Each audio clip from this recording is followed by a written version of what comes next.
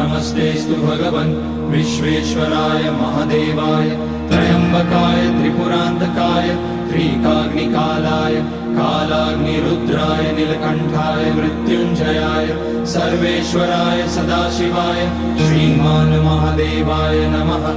ॐ नमः शम्भवाय च मयोभवाय च नमः शङ्कराय च मयस्कराय च नमः शिवाय च शिवतराय च।